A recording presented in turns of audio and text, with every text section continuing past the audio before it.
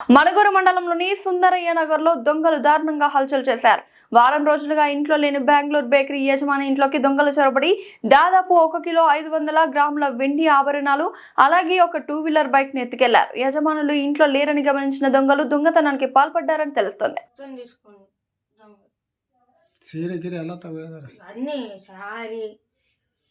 డబ్బులు కూడా మొత్తం పట్టు చీరలు కనపడలే. ఓకే గుర్తు నేను పిచ్చిపడాను వీడియో తీస్తాడు.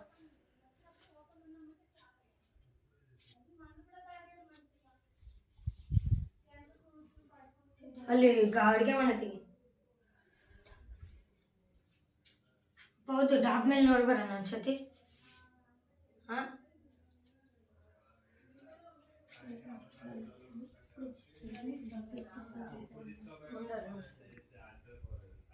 ತೆಗಿದ್ರು